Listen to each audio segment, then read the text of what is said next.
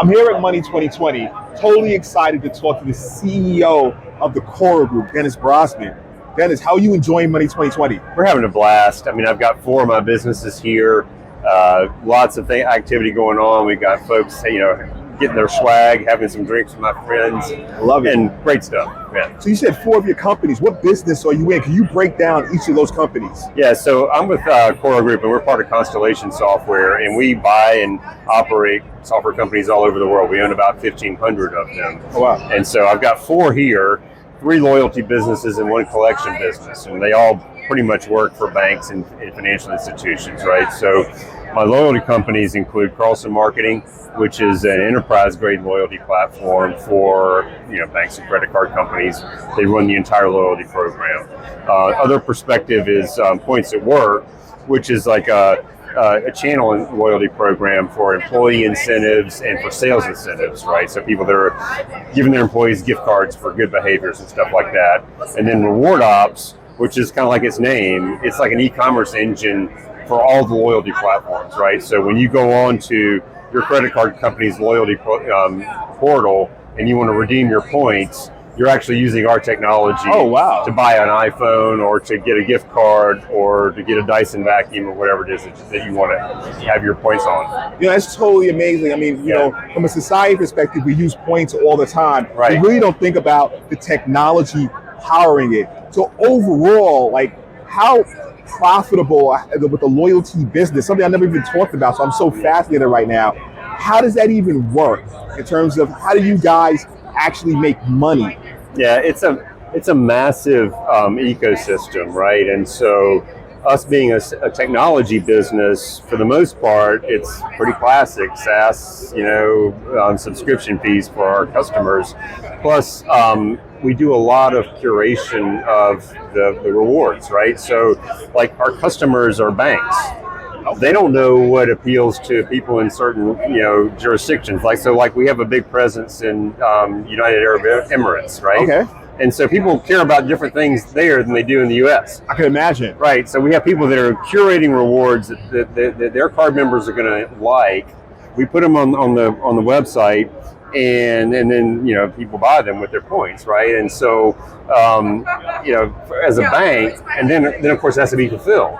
Yeah. Right. So as a bank, that's kind of not your business. That's kind of what we do, right? And so it's really hard stuff, and so we'll make a little bit of money on the transaction itself in terms of how we handle the vendors and all that kind of stuff. But for the most part, it's a SaaS business model. Oh, that's like very okay. So overall, it's a SaaS business model. Yeah. Your clients, which are banks, typically pay your subscription fee, but you handle the fulfillment, everything in the back end. They're not even thinking about. Right. They just like issue their end users the points, but you're servicing that. Exactly. And the card members, they log into their bank's website through an SSO, and they come into our world without even knowing about it. Exactly. They, make their transaction, and then they go back out. So the next question I have, everybody's talking about AI and they're using machine learning. How is your company leveraging that? We're doing a little bit of AI, obviously, as it relates to dev, right? We have a lot of development resources. We're starting to use AI as it relates to the data sciences aspect, right? So like Carlson Marketing, we have a lot of data sciences folks that tell our customers, okay, which segment of your card member base is going to appeal to what type of reward, whether it's points, airline tickets, gift cards, or whatever. And we're using the AI to help them feed that information back to them. Another great example is one of our customers, is a very large, oil company, and they have always promotions to get people to come to, get a few cents off a gallon per gas or something like that, right? And so our data sciences help them understand, are those promotions being effective? Because otherwise we're throwing money away. Of course. The last question I have for you, right? In the loyalty business, where do you see the future going? Like the innovation, where do you see, what do you see happening there 5 years out, 10 years out? It's a marketing business and it's a payments business. And I think that as aggregators of these different points programs, start to arise, I think that's going to be very disruptive and changing of the landscape.